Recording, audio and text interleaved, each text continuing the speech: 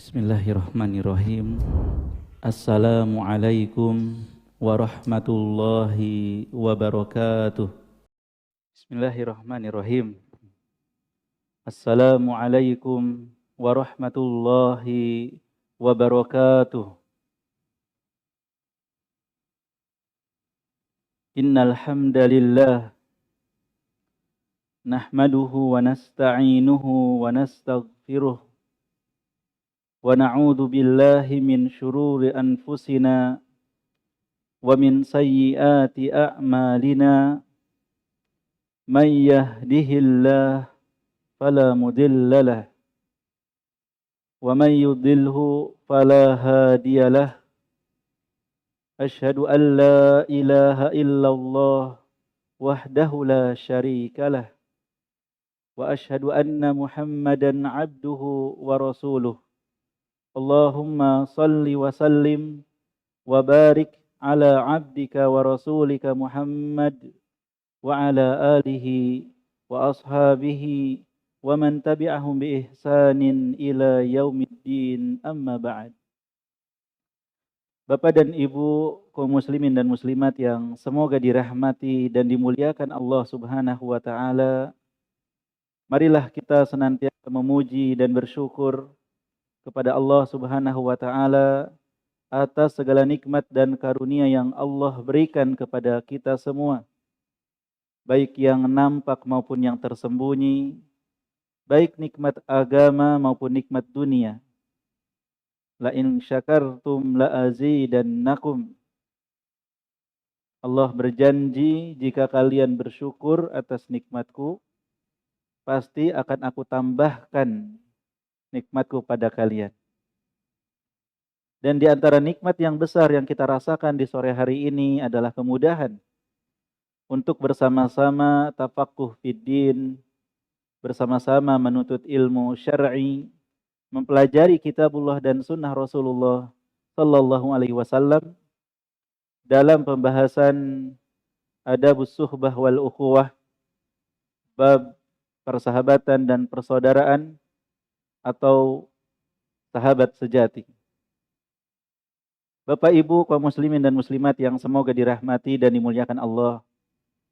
Bagi Bapak Ibu yang hadir di pertemuan sebulan yang lalu, tentu masih ingat betapa perlunya kita memiliki sahabat sejati, memiliki saudara seiman. Sampai-sampai sebagian salaf mengatakan, kalau bukan karena sholat malam dan adanya saudara-saudara seiman, saya sudah tidak betah hidup di dunia. Ya, mereka menjadikan adanya sholat malam, mereka bisa sholat malam, dan adanya saudara-saudara seiman itu sebab mereka betah di dunia ini. Mereka tidak menjadikan harta sebagai sebab kebahagiaan. Mereka tidak menjadikan jabatan sebagai sebab ketenangan. Mereka merasa nyaman dan enak hidup di dunia ini, di antaranya karena adanya sahabat-sahabat yang baik, saudara-saudara seiman yang memiliki karakteristik yang sudah disebutkan pada pembahasan bulan lalu. Ada yang hadir enggak ketika pembahasan bulan lalu tentang sahabat sejati ini? Coba sebutkan kriteria siapa yang layak untuk kita jadikan sahabat kita, saudara dalam iman. Yang pertama, siapa? Yang berakal sehat, yang memiliki kewarasan sempurna, yang bisa memahami segala sesuatu sebagaimana mestinya. Yang kedua siapa Pak? Barakallahu fiik, orang yang berakhlak mulia. Walaupun tidak urut nggak apa-apa. Ya, karena dalam berteman ada kalanya kita diuji dengan sesuatu dan hanya orang yang berakhlak itu yang bisa tetap menenangkan jiwa kita. Yang berakhlak, yang suka membantu, yang tidak suka mengganggu, yang murah senyum, yang sabar dengan kekurangan-kekurangan saudaranya. Yang ketiga, belah sini, ada yang tahu? Yang bertakwa pada Allah Subhanahu wa taala. Bukan orang yang fasik. Yang takut kepada Allah Subhanahu wa taala. Karena orang-orang yang fasik mereka tidak bisa amanah terhadap batasan-batasan Allah dan bagaimana bisa mereka amanah terhadap saudaranya. Mereka tidak akan, ya orang-orang yang fasik itu tidak akan segan-segan untuk melanggar perjanjian-perjanjian, kesepakatan-kesepakatan, melanggar hak-hak persaudaraan. Yang keempat, siapa yang atau apa kriteria yang bisa dijadikan sebagai sahabat sejati kita? Yang zuhud terhadap dunia. Bukan orang yang tamak terhadap dunia. Yang mengerti bahwa kehidupan akhirat itu lebih baik daripada kehidupan dunia ini. Sehingga tidak pernah menyombongkan dunia. Dan tidak pernah mengukur seseorang dengan dunia. Ada orang-orang berteman karena kepentingan duniawi semata. Jika menguntungkan kepentingannya, dia akan berteman. Tapi jika tidak, dia akan menjauh. Dan yang kelima, yaitu orang-orang yang berpegang teguh pada Al-Quran dan Sunnah. Yang teguh di atas Sunnah dan bukan termasuk orang-orang yang menyimpang. Bukan orang-orang yang sesat. Tidak terpengaruh dengan aliran-aliran sesat yang bisa membahayakan agama kita. Karena orang-orang yang memiliki pemahaman sesat seperti Khawarij, ya, atau ISIS, atau Syiah yang mencela para sahabat dan istri-istri Rasulullah Shallallahu Alaihi Wasallam, Qadariyah yang menentang takdir, ya, dan lain sebagainya, mereka akan menarik kita kepada pemahaman yang sesat tersebut. Jadi setidaknya 5 hal ini yang sudah kita kaji di kesempatan sebelumnya, siapa atau kriteria apa yang harus dimiliki seseorang untuk kita jadikan saudara atau sahabat dekat. Bapak Ibu kaum muslimin dan muslimat yang semoga dirahmati dan dimuliakan Allah, perlu kita pahami bahwa seluruh orang beriman itu saudara kita. Orang Islam, siapapun itu saudara kita. Al-muslimu akhul muslim, kata Rasulullah. Seorang muslim itu saudara bagi muslim lainnya. Dan Allah juga nyatakan innamal mu'minuna ikhwah. Sesungguhnya orang-orang beriman itu bersaudara. Namun dari sekian banyak saudara-saudara kita yang satu iman, ada di antara mereka orang-orang dekat yang menjadi pilihan kita. Dan pembahasan kita ini, siapa yang akan menjadi teman dekat kita ini? Yang kata Rasulullah Sallallahu Alaihi Wasallam, al-mar'u ala dini khalili, fal yanzur ahadukum man yukhalil. Seseorang itu tergantung pada agama teman dekatnya. Maka lihatlah dengan siapa dia berteman dekat. Jadi ada tingkatan-tingkatan dalam pergaulan itu. Yang pertama, pergaulan secara umum. Baik dia muslim ataupun bukan muslim, baik dia seorang bertakwa ataupun seorang yang fasik, pergaulan umum seluruh manusia. Yang Rasulullah perintahkan kita untuk bergaul dengan baik dengan siapapun. Tidak eksklusif. Wa khaliqin nas bi khuluqin hasan. Dan bergaulah dengan manusia dengan pergaulan yang baik. Maka Rasulullah SAW bergaul dengan semua jenis macam manusia. Bergaul dengan orang mukmin maupun bergaul dengan orang kafir. Beliau bertetangga dengan orang Yahudi, bertetangga dengan Nasrani. Pergaulan yang baik, tidak eksklusif. Secara umum. Kemudian ada berikutnya pergaulan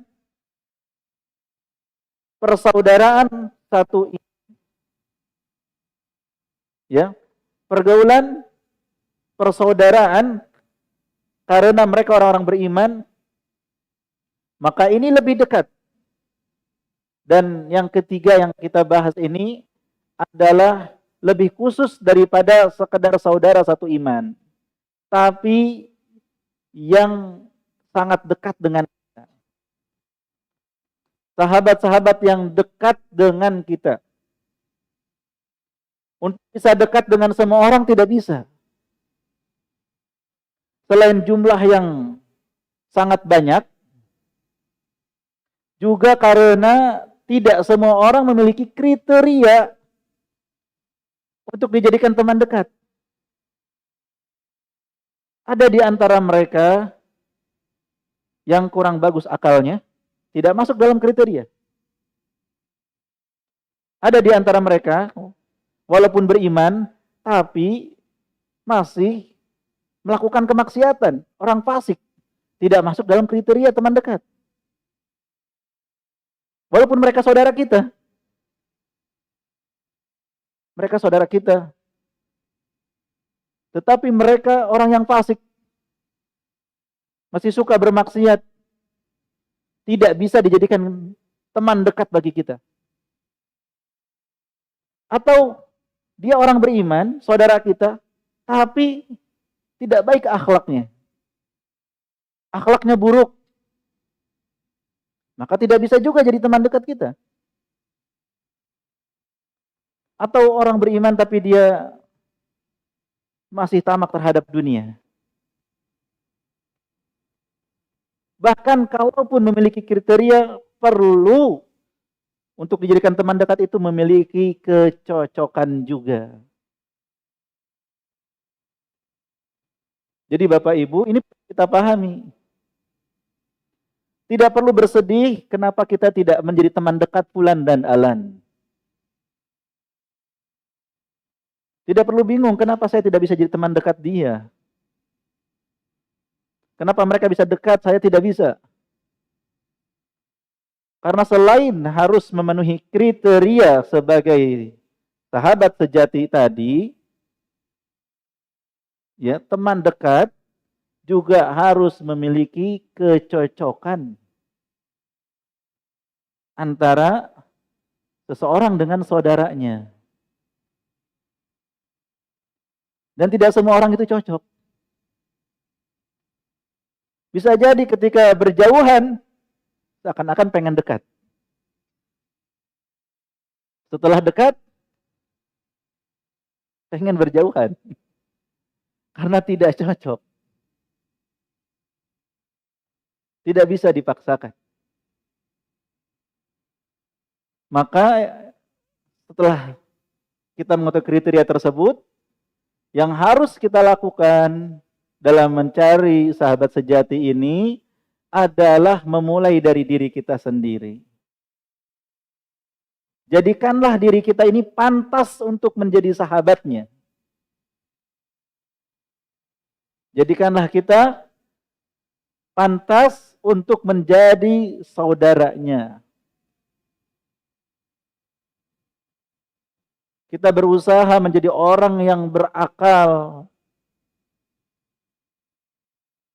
yang bisa memahami segala sesuatu dengan benar tanpa tergesa-gesa, tidak mudah salah paham. Kita berusaha menjadi pribadi yang bertakwa kepada Allah Subhanahu wa taala. Kita jauhi segala bentuk kemaksiatan. Kita jauhi segala bentuk kefasikan. Kita berusaha menjadi pribadi yang berakhlak. Akhlak itu bisa dilatih. Akhlak itu ada yang memang anugerah dari Allah sejak lahir, tapi ada juga akhlak yang bisa kita latih, kita pelajari. Kalau kita dapati diri kita belum memiliki akhlak yang mulia, terus latihlah. Pelajari dan latihlah diri kita agar memiliki akhlak mulia tersebut. Kata Rasulullah sallallahu alaihi wasallam, "Innamal ilmu bitta'allum wal hilmu bitahallum." Ilmu itu didapatkan dengan cara belajar. Sifat kelemah lembutan juga didapati dengan belajar lemah lembut. Wa man yatasabbar yusabbirullah. Siapa yang berusaha untuk sabar, Allah akan jadikan dia orang sabar. Wala yazalur rajulu yasduqu wa yataharra sidqa hatta yuktaba indallahi siddiqan. Tidaklah seseorang jujur, terus berusaha untuk jujur sampai dia dicatat di sisi Allah sebagai orang yang jujur. Semua butuh belajar. Akhlak mulia harus kita perbaiki. Kita tanamkan pada diri kita. Kita juga berusaha menjadi pribadi yang zuhud terhadap dunia. Yang tidak tamak terhadap dunia. Yang tidak menjadikan harta lebih mulia daripada diri kita. Kalau kita berteman bukan karena dunia. Bergaul bukan karena dunia. Tapi lillah. Kemudian setelah kita menemukan saudara yang seperti ini, dan ini sangat sulit Bapak Ibu. Kalau Bapak Ibu ditanya siapa sahabat sejatinya, siapa teman dekatnya, mungkin tidak bisa menyebutkan kecuali dengan jumlah yang bisa dihitung dengan jari.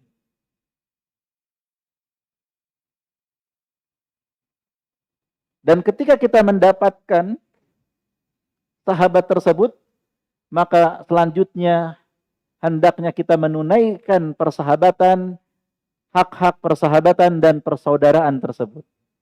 Apa saja hak persahabatan dan persaudaraan yang harus kita tunaikan? Yang pertama, hak yang harus kita tunaikan, memenuhi kebutuhan saudara kita. Kita masih ingat apa perkataan Abu Hurairah ketika datang seseorang, "Ya Abu Hurairah, jadikan aku sebagai saudaramu." Apa kata Abu Hurairah? Jika makananmu menjadi makananku juga, kita bersaudara.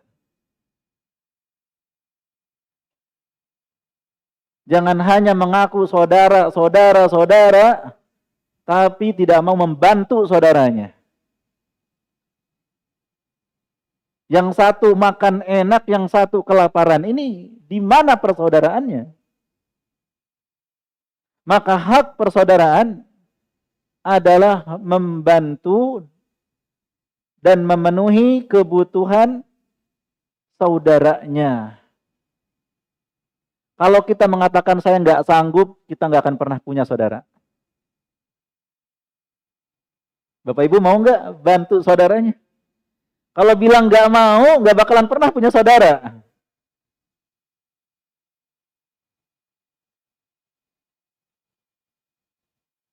Kalau kita katakan saya malas banget ngebantu orang ya, enak sekali dia dibantu, maka kita nggak akan pernah punya saudara. Ah enggak, saudara saya orang-orang kaya saja. Saya akan pilih orang-orang kaya sebagai saudara saya. Saya nggak mau punya saudara miskin. Maka ini bukan persaudaraan namanya.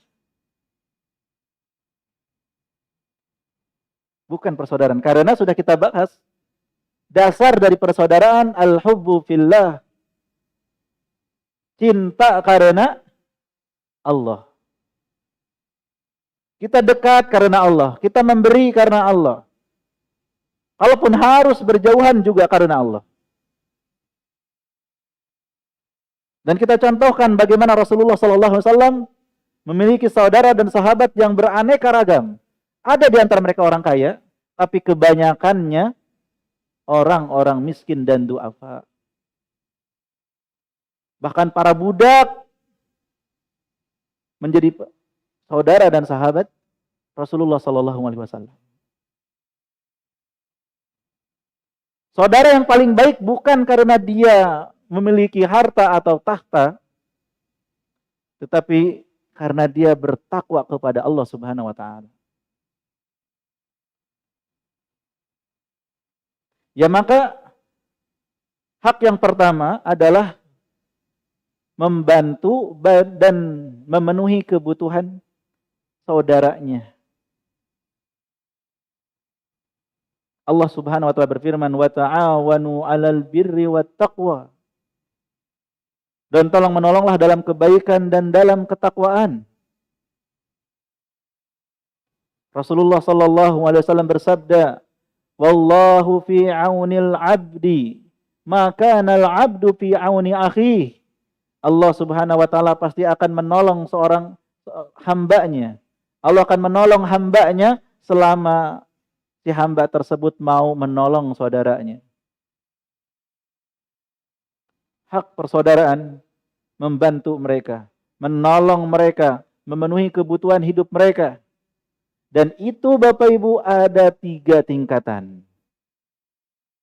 Coba kita lihat, kita termasuk tingkatan yang keberapa ini?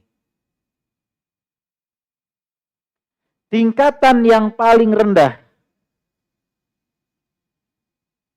Masih bersyukur kalau kita pada tingkatan yang paling rendah ya.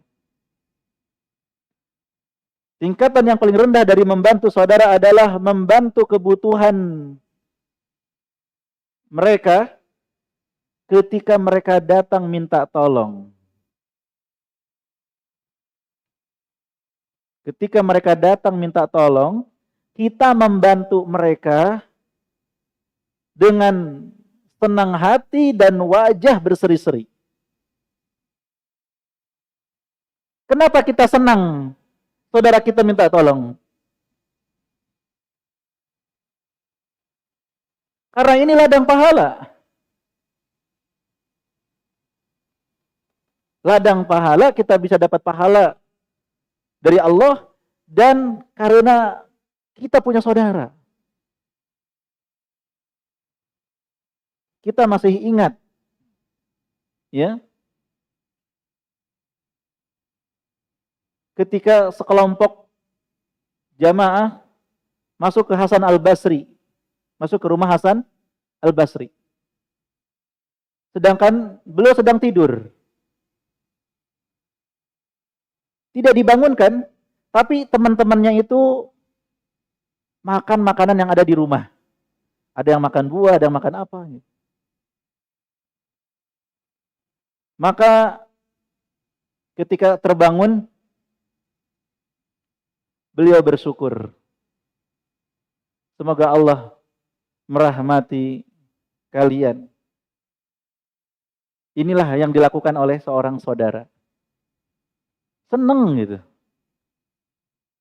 Punya saudara yang ditunjukkan ketidaksungkanannya untuk meminta bantuan. Dan kita sebutkan juga kisah di kesempatan sebelumnya, bahwa ada seseorang datang kepada saudaranya. Ternyata saudaranya itu lagi tidak ada. Ada budaknya. Maka ya, orang tersebut bilang ke budaknya, keluarkan dompet saudaraku, tempat nyimpan uang saudaraku. Maka dikeluarkan dan diambillah 2 dirham. Ya, ambil uang yang dia butuhkan. Maka ketika sahabatnya itu pulang kembali ke rumah, yang namanya itu Isa, maka pembantunya atau budaknya ngasih tahu, tadi sahabatmu datang minta duit dan ngambil 2 dirham. Maka senengnya luar biasa. Kalau kamu benar-benar jujur, kamu bebas. Sebagai rasa syukur karena punya saudara yang ya benar-benar menganggap saudara, ditunjukkan dengan tidak ada lagi kesungkanan ketika memang kesulitan datang ke saudaranya minta bantuan seperti itu. Jadi ketika ada yang minta bantuan, minta tolong dari saudara kita, maka kita pun menyambutnya dengan sukacita. Datang temannya, Pak, bisa minjem mobilnya Pak? Istri saya mau melahirkan. Mesen mobil online kok nggak dapat-dapat. Masya Allah dengan senang hati, ayo saya bawakan. Bukan cuma minjemin mobilnya, tapi juga siap jadi drivernya. Ayo saya antar ke rumah sakit. Dengan senang hati, dengan sukacita. Ini tingkatan paling bawah Pak. Paling rendah ini. Seperti itu.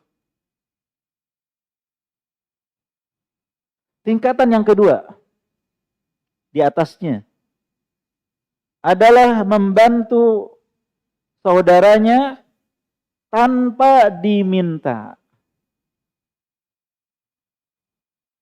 Jadi, dia benar-benar perhatian sama saudaranya. Siapa yang butuh dibantu di antara saudara saya. Karena ada di antara saudara-saudaranya itu, Allah sebutkan, yahsabuhumul jahilu agniya'a minat ta'afuf. Orang-orang mengira dia itu berkecukupan. Padahal dia dalam kesulitan. Tapi karena menjaga kehormatan, gak mau minta. Nah, siapa yang akan peduli kepada mereka? Saudaranya. Jangan karena saudara kita gak minta, gak datang kepada kita, kemudian kita gak mau bantu. Dia mah sombong, gak mau minta bantuan. Bapak, tidak semua orang bisa mengungkapkan minta bantuan. Ada saudara-saudara kita yang menahan diri untuk meminta bantuan. Maka kita sebagai saudaranya yang harus perhatian, yang harus memiliki empati kepada saudara-saudara kita. Tanpa mereka meminta tolong, tanpa mereka datang kepada kita, kita pun datang menawarkan bantuan. Pak, saya lihat istri Bapak hamil besar. Kapan HPL-nya, Pak? Ini mobil. Ini kunci cadangannya. Kapan Bapak butuh? Pakai aja mobil saya. Masya Allah. Ya. Atau mungkin dikasih amplop. Pak, ini untuk nambah-nambah. Barangkali dibutuhkan dalam biaya persalinan. Tanpa diminta. Tanpa orang berharap. Bapak lagi perjalanan ini, melihat orang mendorong motor ugel-ugelan gitu. Kesulitan. Apa yang Bapak lakukan? Apakah Bapak hanya bilang kasihan amat itu ya ngedorong motor? Setelah itu berlalu. Atau Bapak bertanya, maaf Pak, perlu bantuan? Kehabisan bensin, biar saya belikan bensin? Atau bagaimana? Saya dorong. Harus ada kepedulian pada saudara. Tanpa diminta, kita bersegera untuk membantu dan menolong saudara kita. Dan tingkatan ketiga, tingkatan yang paling tinggi, yaitu itsar. Mendahulukan kebutuhan saudara kita daripada kebutuhan kita sendiri. Kita lapar, kita ingin makan. Lihat saudara kita lebih lapar lagi. Kita baru 5 jam gak makan, ternyata dia seharian gak makan. Ini saudara saya lebih butuh, walaupun saya lapar. Gak apa-apa, ini untuk Anda saja. Ini tingkatan tertinggi, dan ternyata para sahabat Rasulullah SAW, Allah sebutkan dalam Al-Quran, wa yu'thiruna ala anfusihim walau kana bihim khasasah. Mereka mendahulukan kepentingan, kebutuhan saudaranya atas diri mereka sendiri, walaupun mereka sangat membutuhkan dan mereka dalam keadaan kesulitan.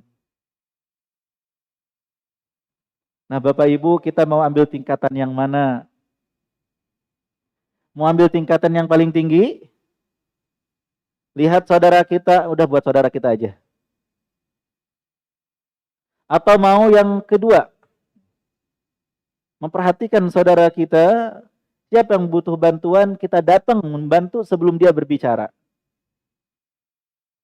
Kalau belum bisa tingkatan ketiga dan kedua, minimal, ini yang paling bawah sajalah.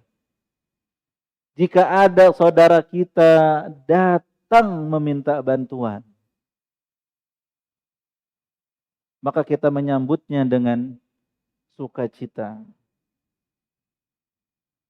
Bapak Ibu kaum muslimin dan muslimat yang semoga dirahmati dan dimuliakan Allah. Ini di antara hak persaudaraan. Ya. Mungkin bertingkat-tingkat dari persaudaraan tadi yang sudah kita jelaskan. Tetapi jika Bapak Ibu ingin punya saudara yang benar-benar saudara, bukan hanya di lisan, kita tunaikan hak ini kepada mereka. Kita tunaikan hak persaudaraan ini kepada mereka. Dan jika ada di antara kaum muslimin yang membantu kita, baik ketika kita minta bantuan atau sebelum kita minta bantuan, berarti orang tersebut adalah orang yang termasuk, ya, insya Allah pantas untuk menjadi saudara.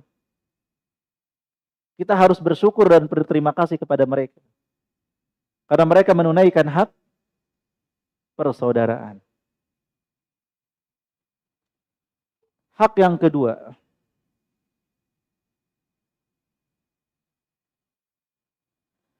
kedua, adalah diam di saat dibutuhkan diam.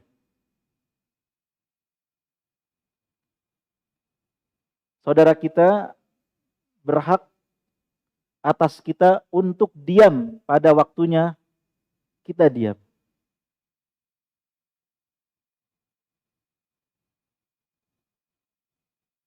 Diam dari apa?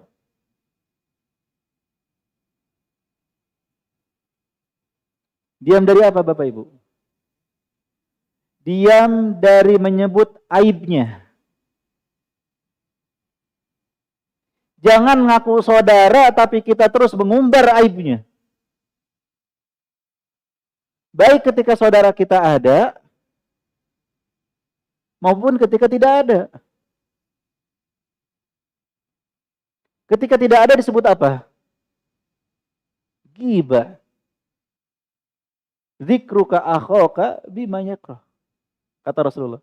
Ghibah itu engkau menyebutkan sesuatu, aib, kekurangan saudaramu, yang kalau dia tahu engkau menyebutkan itu, dia akan gak suka.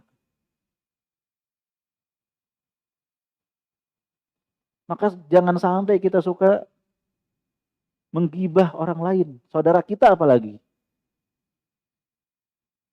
Yang bukan saudara saja, kaum muslimin secara umum haram kita gibahi. Bagaimana dengan saudara kita ini? Jangan ngaku saudara kalau kita masih ngejelek-jelekin dia. Membuka dan membongkar aibnya. Diam. dari membongkar aibnya.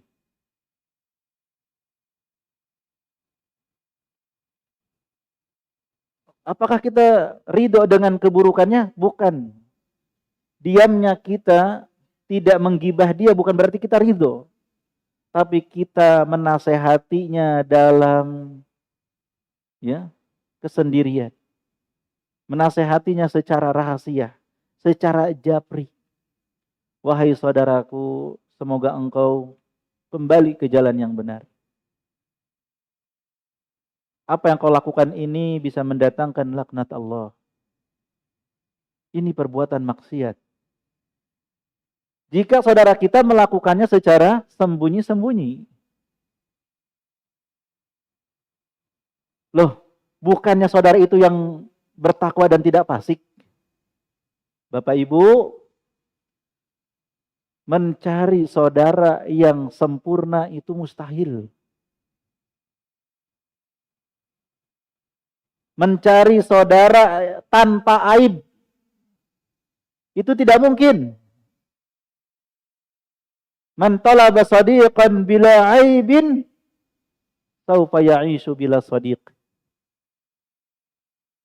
Siapa yang mencari sahabat atau saudara yang sempurna tanpa kekurangan, tanpa ada kesalahan, tanpa ada aib, dia akan hidup tanpa teman.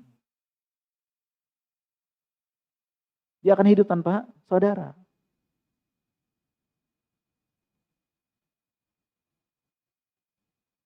Jadi sangat mungkin saudara kita ini terjatuh pada kesalahan itu sangat mungkin. Terjatuh kepada kemaksiatan sangat mungkin. Tetapi sangat jarang. Mereka bukan ahli maksiat, bukan orang fasik yang dikenal dengan kefasikannya, bukan. Mereka orang beriman, orang baik, orang soleh, tapi namanya manusia. Kullu bani Adam khata'. Setiap anak Adam pasti punya salah. Saat saudara kita salah, tergelincir, bukan kita umbar aibnya, tapi kita nasihati agar segera kembali dan bertakwa pada Allah.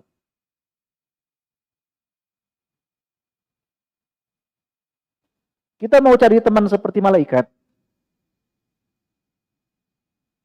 Kita sendiri banyak salah. Kita sendiri kadang terjatuh pada dosa.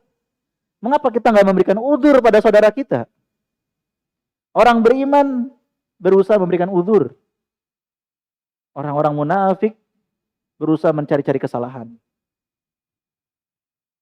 Jadi diam. Di antara hak saudara kita harus diam dari menggibahnya, dari membicarakan aibnya. Kalau memang kita saudara. Jangan di depan saudara, di belakang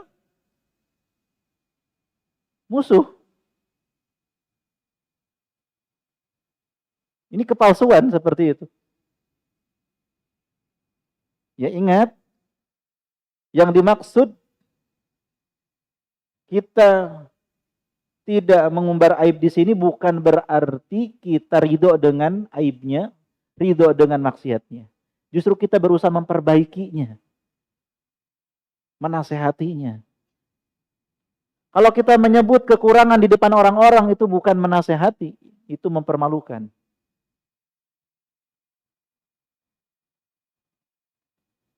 Kemudian kita juga diam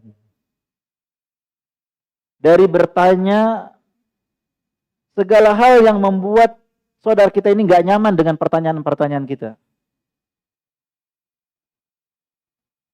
Tidak sedikit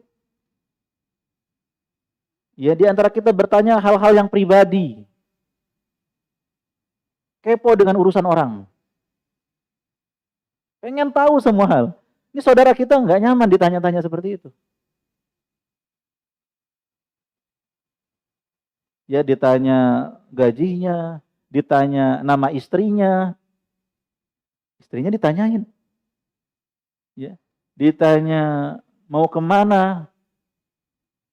Segala hal harus tahu. Ya, jadi kita harus diam dari bertanya hal-hal yang tidak perlu, yang dia nggak akan suka untuk ditanya. Nggak semua hal harus kita tanyakan.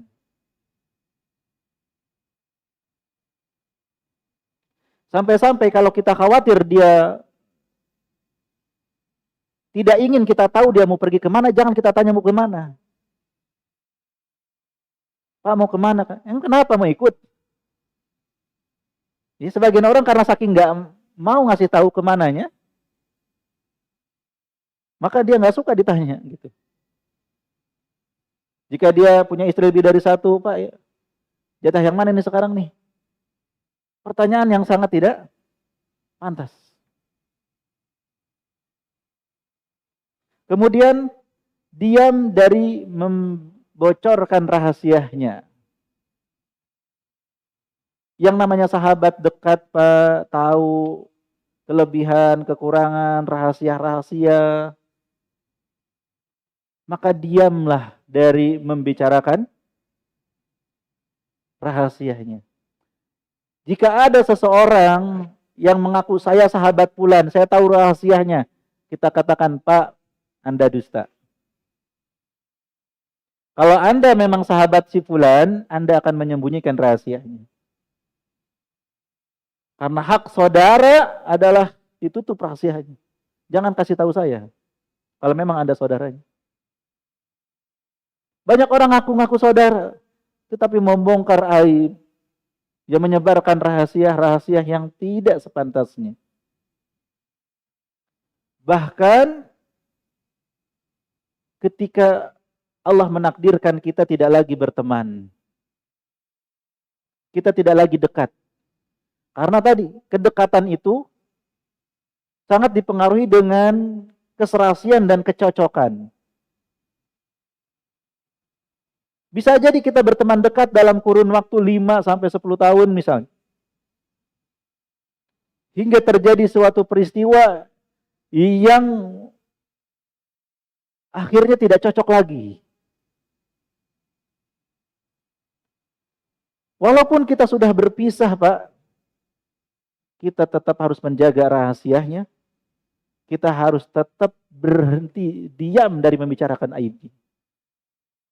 Jangan ketika dekat kita dengerin rahasia dia. Ketika sudah putus hubungan, ketika sudah berjauhan, kita umbar dan bongkar aib-aibnya, naudzubillah. Jika Bapak bertemu dengan orang seperti ini seburuk-buruk teman yang berkhianat pada temannya sendiri. Tapi kan itu dulu saya berteman, sekarang sudah bukan teman lagi, Pak. Walaupun sekarang Bapak sudah tidak berteman dengan dia, jagalah hak dia. Sekarang Bapak bongkar aib orang lain, besok Bapak akan bongkar aib saya. Besok Bapak akan bongkar aib yang lainnya juga. Tidak boleh. Walaupun sekarang sudah tidak akrab lagi. Walaupun sekarang udah jarang ngopi bareng lagi. Tidak main bareng lagi. Tetap rahasia adalah rahasia. Aib adalah aib yang harus kita jaga. Kemudian diantara yang harus kita diam darinya adalah diam dari mencela saudaranya, mencela teman-temannya.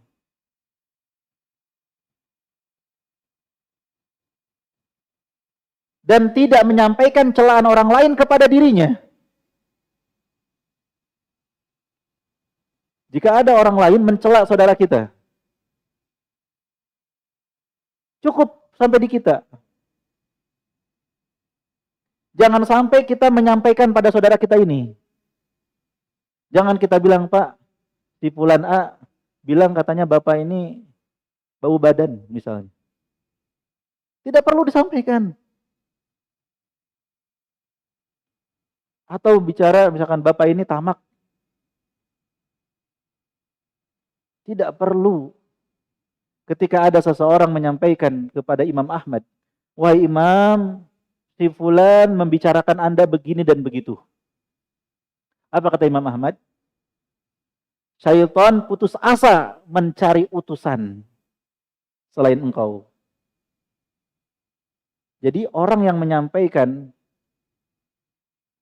ya kabar orang lain membicarakan keburukan kita, dia adalah utusan syaitan. Seharusnya tidak perlu disampaikan, Pak. Ya ketika si fulan A membicarakan keburukan si B, Bapak jangan datang ke si B. Pak B, itu si Pak A bilang Bapak begini dan begitu. Jangan. Bahkan sebagai saudara, kita menasehati si A. Bapak A, insya Allah saya akan berusaha untuk menasehatinya. Dan alangkah baiknya Bapak juga berusaha untuk menasehati secara langsung. Dan tidak perlu disampaikan kepada orang lain, Pak. Langsung aja ke orangnya. Itu lebih bagus. Seperti itu. Hak persaudaraan harus diam dari hal-hal yang buruk. Kemudian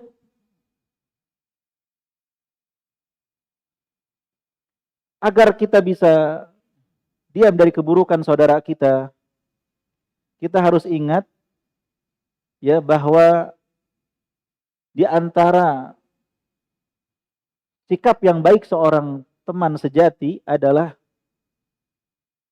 memberikan uzur atas kekurangan, kesalahan saudaranya. Bahkan berusaha untuk tidak peduli. Maksudnya adalah tidak menjadi fokus perhatian kita.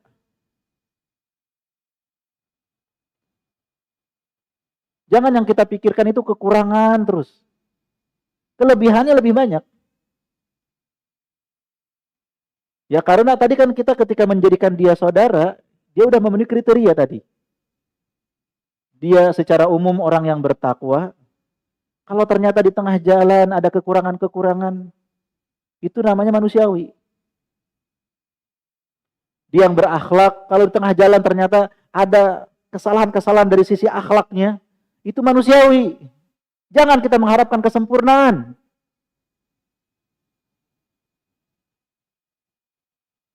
Maka kita yang terpenting dalam berteman, bersaudara itu kebaikannya lebih banyak daripada kekurangannya.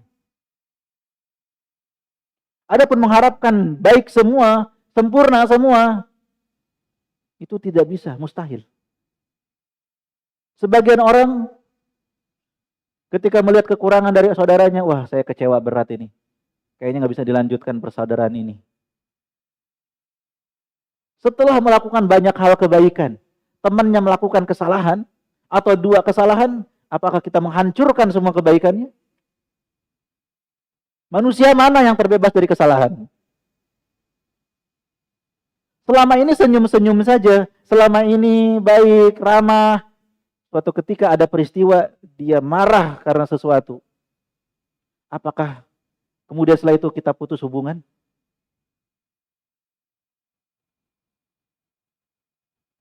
Ya, tentu kita lihat mana yang lebih umum, lebih banyak.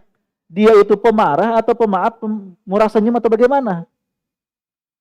Ya kalau dalam sehari marah 3 kali, senyum sekali, wajarlah kita tinggalkan. Tetapi ini mungkin marah tahun sekali. Itu pun karena kondisi tertentu. Dia dalam keadaan capek, dia dalam keadaan ada masalah, kemudian ya bercanda pada sesuatu yang tidak pada tempatnya, kemudian dia marah. Sesuatu yang wajar. Jadi kita harus ya bisa bersabar dari membicarakan kesalahan, kekurangan saudara kita. Yang ketiga, hak untuk berbicara. Hak bagi dia agar kita berbicara. Bapak Ibu, mana yang lebih baik? Punya teman yang berbicara atau teman yang diam? Mana yang lebih baik? Teman yang berbicara atau teman yang diam? Kita berteman sama orang hidup atau sama orang mati? Ya kalau kita ingin punya teman yang diam terus, itu kita namanya berteman dengan patung arca, Pak. Atau orang yang sudah mati. Ya maka sebagai saudara kita harus berbicara. Tapi bicaranya kata Rasulullah apa? Man kana yu'minu billahi wal yaumil akhir falyaqul khairan aw liyasmut. Barang siapa yang beriman kepada Allah dan hari akhir, hendaklah berbicara yang baik atau diam. Jadi yang lebih dulu, bicara dulu apa diam dulu? Bicara yang baik dulu. Ya. Kita harus berbicara yang baik dengan saudara kita. Jangan Bapak ketemu sama dia diam aja. Banyak pembicaraan yang baik. Ucapan salam misalnya. Ketika ketemu saudaranya, Assalamualaikum. Saudaranya mengucapkan salam, kita wajib membalas.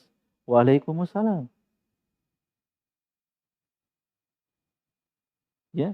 Kalimat salam, kalimat yang bisa menghangatkan hubungan. Bagaimana kabarnya Pak? Semoga sehat ya Pak ya. Ini kalimat yang baik. Ya. Jangan kita diam aja ketemu saudara kita. Kemudian di antara pembicaraan yang baik adalah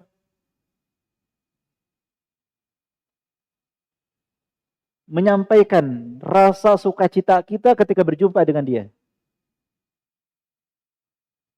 Masya Allah, alhamdulillah, senang bisa berjumpa dengan antum. Kalau kita belajar bahasa Inggris pasti itu disebutkan. Ya, nice to meet you. Ungkapan rasa senang ketika berjumpa itu membuat saudara kita senang. Karena bisa jadi seorang ketemu nggak senang ketemu. Ya ada dia, nyesek banget deh. Tetapi ketika senang lihat saudaranya, alhamdulillah senang banget dia ketemu di sini. Apalagi ketemunya di tempat yang baik, di acara yang baik, di majelis ilmu. Tapi jangan kemudian ngobrol Pak, lagi majelis ilmu. Ngobrolnya nanti setelah kajian. Ya jangan, wah pelajaran nih, kalau ketemu teman harus ngomong nih. Ngobrol di kajian. Ini salah tempat Pak. Ya Ibu, kadang-kadang ummahat tuh, ketemu temannya ngobrol. Nanti ditahan. Setelah kajian ngobrol bentar. Sekarang di kajian diam semua. Perhatikan bareng-bareng. Ya. Tapi nanti setelah selesai atau ketika ketemu sebelum kajian, sampaikan senang berjumpa, bagaimana kabar? Ya. Bahkan kalau perlu kita sampaikan, kita ini mencintai dia karena Allah.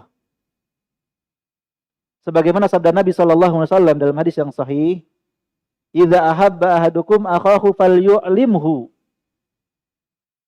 Jika salah seorang di antara kalian mencintai saudaranya karena Allah, sampaikan, "Inni uhibbuka fillah." Aku mencintaimu karena Allah. Apa jawabannya? Ahabbakallahu alladhi ahbabtani fi. Semoga Allah mencintaimu juga karena engkau mencintaiku karenanya. Ini bukan gay atau lesbian, bukan. Ini cinta karena Allah. Laki-laki menyampaikan saudaranya kepada saudaranya. Ya. Senang banget berjumpa. Dan cinta karena Allah. Dan memang tulus cinta karena Allah. Bukan karena harta, bukan karena jabatan, bukan karena kepentingan, bukan karena dia orang terkenal. Karena Allah. Karena dia orang yang bertakwa. Karena dia soleh. Maka kita senang berteman dengan dia. Jangan senang karena parasnya yang tampan, karena dompetnya yang tebal, karena popularitasnya. Kita deketin dia karena dunia, terus kita bilang cinta karena Allah. Ini dusta, Allah lebih tahu. Kita bawa-bawa nama Allah, Allah lebih tahu apakah karena Allah atau bukan. Saya cinta karena Allah. Ketika ngelihat ya temannya ternyata miskin, hilang tidak ada kabar. Saya nggak mau berteman dengan teman yang miskin. Na'udzubillah. Ya. Kata Rasulullah, jika salah seorang di antara kalian mencintai saudaranya, hendaknya ungkapkan. Ungkapan yang baik ini bicara. Termasuk memanggil dia dengan nama yang disukai. Kadang ada Abu Fulan, Ummu Fulan, kalau sudah punya anak dipanggil kunyahnya. Senang dia dipanggil kunyahnya. Atau panggilan yang lain yang dia sukai. Atau gelar jika perlu, jika memang dia suka dengan itu. Ya. Tidak mengapa kita ungkapkan hal-hal yang membuat orang lain senang. Jangan sebaliknya. Kita manggil orang dengan panggilan yang sangat dibenci sama dia. Ya. Kita memanggil orang, jangan memanggil dengan panggilan yang dibenci oleh saudara kita tersebut. Kemudian ketika kita tahu dia punya kelebihan, kita sampaikan pujian kita. Aku tidak mendengar tentangmu kecuali kebaikan, Masya Allah. Semoga istiqomah. Ana dengar antum sudah aktif ngaji rutin. Ya semoga istiqomah. Senang banget dengarnya. Ya, sampaikan hal-hal yang positif agar dia ya lebih kuat dan istiqomah di atas kebaikan tersebut. Kemudian jika ada temannya memuji saudara kita, kita sampaikan pujian itu. Bapak B, si Bapak A memuji Anda. Kata Bapak A, Bapak itu baik banget, Masya Allah. Ya, ketika kita menyampaikan pujian orang pada saudara kita, itu tanda kita itu terbebas dari hasad. Karena orang yang dengki nggak mau menyampaikan sisi positif temannya yang disampaikan oleh orang lain. Bahkan kalau perlu merasa benci ketika ada yang memuji saudaranya. Ingat, dalam persaudaraan nggak ada benci, nggak ada dengki. Bagaimana kita ngaku saudara tapi kita dengki sama dia? Ini kedustaan. Maka di antara bentuk kita tidak hasad, kalau ada yang memuji dia, kita sampaikan. Si fulan memuji Anda, Masya Allah. Kemudian hak yang berikutnya, hak yang keberapa? Keempat. Mendoakan saudaranya. Kita jangan bakhil dari mendoakan saudara kita. Baik ketika mereka masih hidup maupun setelah meninggal dunia. Rasulullah sallallahu alaihi wasallam bersabda, "Da'watul mar'il muslim li akhihi bi dhahril ghaib mustajabah. Inda ra'sihi malakun muwakkalun kullama da'a li akhihi bi khairin qala al malakul muwakkal bihi amin wa laka bimisl." Doa seorang muslim untuk saudaranya tanpa sepengetahuan, ya, tanpa sepengetahuan saudaranya tersebut, dia nggak tahu kalau kita lagi ngedoain. Kata Rasulullah, akan dikabulkan oleh Allah Subhanahu wa taala.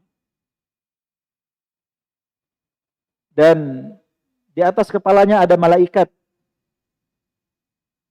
yang mengatakan setiap kali dia berdoa kebaikan untuk saudaranya, amin. Semoga Allah mengabulkan doamu. Demikian juga untukmu dengan doa tersebut. Malaikat mendoakan kita dengan doa yang kita panjatkan. Bapak ngedoain saudaranya, ya Allah, saudara saya diuji dengan kesulitan. Ya Allah, berikanlah dia kecukupan rizki, rizki yang luas, rizki yang halal.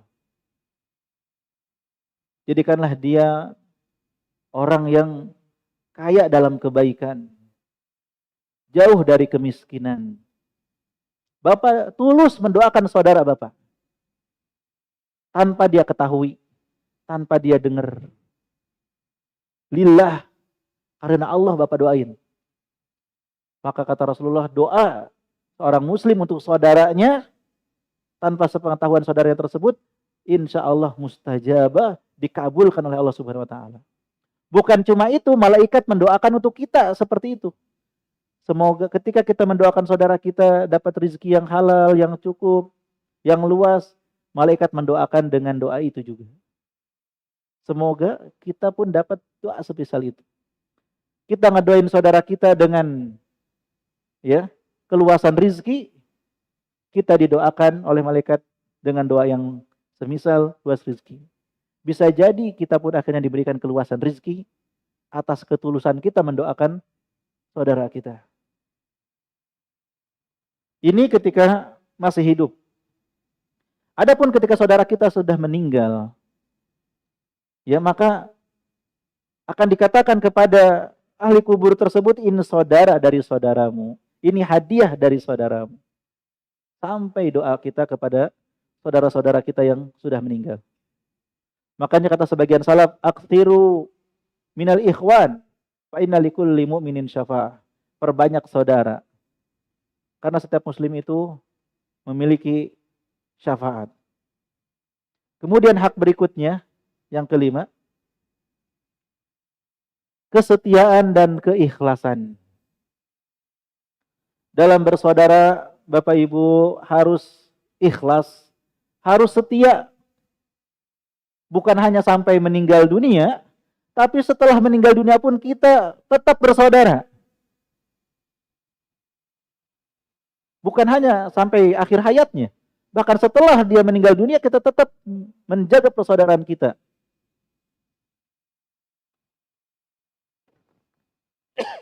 Kita tetap teguh, tetap mencintainya. Ya. Bagaimana ketika dia sudah meninggal dunia? Kita cari anak-anaknya, kita cari saudara-saudaranya dan teman-temannya. Ya kita tetap datang ke rumahnya. Di mana anak-anaknya? Kita jalin hubungan baik dengan anak-anaknya. Ini anak saudara kita. Ini anak sahabat sejati kita. Ya jika dia meninggalkan istri, ini istri sahabat kita. Tidak membiarkan mereka dalam kesulitan. Jika anak-anaknya membutuhkan biaya pendidikan, kita tidak akan membiarkannya terlontar-lontar.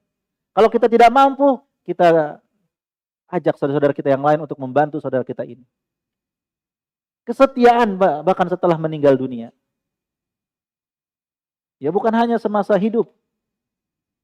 Nabi SAW senantiasa ya memuliakan seorang wanita tua.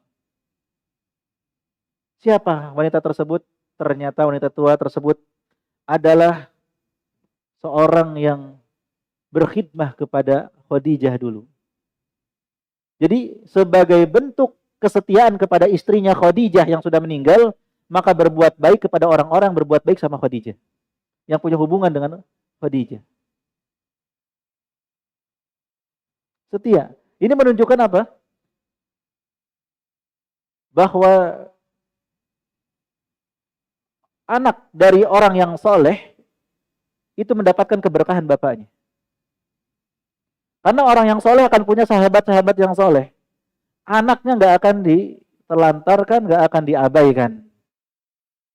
Karena sahabat-sahabat bapaknya pasti akan datang untuk mencari anak-anaknya, untuk membantunya, untuk memastikan kondisinya baik-baik saja. Inilah arti persahabatan, arti persaudaraan yang sesungguhnya. Dan termasuk kesetiaan, ya, adalah tetap menjadi sahabat dan saudara walaupun status sosial kita berubah. Walaupun kita sekarang lebih kaya dari dulu. Lebih tinggi jabatannya dari dulu. Tidak sedikit orang-orang yang tidak setia. Ketika susah bareng-bareng. Ketika dia pun diberikan rizki oleh Allah, diberikan jabatan oleh Allah, lupa sama teman-temannya masa kecilnya, lupa sama teman-teman masa susahnya. Tidak demikian dalam Islam. Ketika Allah karuniakan kita harta, kita ingat sama saudara-saudara kita, sama sahabat-sahabat kita di masa sulit dulu. Ketika kita dapat jabatan tinggi, kita ingat dan tetap bersahabat dengan mereka. Ya, walaupun kita diberikan atau memiliki amanah jabatan yang tinggi, sedangkan saudara kita bukan siapa-siapa. Ini kesetiaan. Sampai kapanpun. Tidak ada yang memisahkan persaudaraan dan persahabatan kita. Dan yang harus kita ketahui pembahasan terakhir ini, bukan termasuk kesetiaan menyepakati segala hal dari sikap saudaranya. Kalau saudaranya salah, tidak boleh kita dukung. Ini sahabat saya. Salahnya sahabat saya lebih saya sukai daripada benarnya Anda. Ini tidak benar.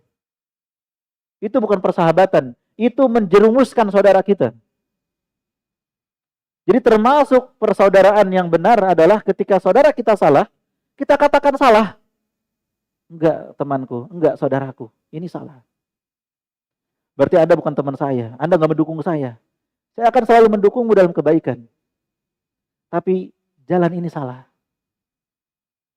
Tanpa mengurangi rasa cinta, rasa hormat sebagai saudara, sebagai sahabat. Tapi sikap ini salah. Wala ta'awanu alal ithmi wal udwan. Jangan tolong menolong dalam dosa dan dalam permusuhan. Ya, ini persahabatan yang sesungguhnya. Maka Bapak Ibu, kalau kita lihat hak-hak persaudaraan ini sungguh luar biasa ya. Sungguh luar biasa. Dan mungkin sedikit di antara kita yang bisa memenuhinya. Maka jangan kita berharap punya saudara kalau kita tidak berusaha memenuhi hak-hak saudara kita. Kita sudah membantu belum? Lisan kita sudah terjaga belum? Kapan saatnya bicara, kapan saatnya diam? Kita suka mendoakan dia, kita setia dengan dia. Jika kita berusaha, insya Allah akan mudahkan. Ya, nikmat punya saudara itu, walaupun satu. Walaupun tidak banyak. Jangan tertipu dengan jumlah teman yang seperti buih. Temannya ratusan, temannya ribuan. Tetapi sebenarnya tidak ada. Saat kita sakit, nggak ada yang peduli. Saat kita susah, nggak ada yang peduli. Dan jangan pernah menyalahkan siapa-siapa ketika nggak ada saudara yang datang kepada kita, jika kita sendiri bukan menjadi saudara yang baik bagi mereka. Karena sebagian orang menyalahkan orang lain. Kenapa ketika saya susah tidak dibantu? Pertanyaannya, Bapak jadi saudaranya dia nggak ketika Bapak tidak susah? Di mana Bapak ketika senang? Apakah Bapak menghubungi dia? Mengunjungi dia? Membantu ketika dia kesulitan? Kenapa Bapak hanya menghubungi ketika Bapak susah? Baru ingat sama teman. Di mana ketika Bapak senang? Karena sebagian orang hanya ingat temannya, hanya ingat saudaranya ketika susah saja. Kemudian menyalahkan orang lain, di mana persaudaraan. Sedangkan dia sendiri tidak menjadi saudara yang baik, tidak menunaikan hak-hak persaudaraan kepada yang lain. Dan jangan menyalahkan orang lain, kenapa nggak ada yang mau jadi saudara saya. Bisa jadi karena keburukan akhlak kita, karena kurangnya bertakwa kita, karena kita yang masih tamak terhadap dunia, karena kita masih menjadikan dunia segalanya. Maka semua orang pun lari dari kita, nggak mau jadi teman. Ada yang dekat karena dunia juga. Sebagaimana kita menjadikan dunia segalanya, orang lain pun berteman dengan kita karena dunia, karena kepentingan juga. Makanya ingat nasihat sebagian salaf, jangan sampai hartamu lebih mulia dari dirimu. Orang datang karena engkau punya harta. Harta habis, orang pergi. Itu tandanya harta lebih mulia daripada dirimu. Persahabatan tidak melihat pada harta. Persaudaraan tidak melihat daripada tahta atau status kita. Susah senang kita bersama. Senasib sepenanggungan. Ya semoga Allah Subhanahu wa taala mudahkan kita untuk mendapatkan sahabat-sahabat yang sejati, saudara-saudara yang senasib dan sepenanggungan dalam berjuang menggapai ridho Allah Subhanahu wa taala. Wallahu alam bisawab, Bapak Ibu. Mungkin sementara ini yang bisa saya sampaikan. Semoga bisa kita pahami, bisa kita amalkan ya, dan bermanfaat dalam kehidupan kita.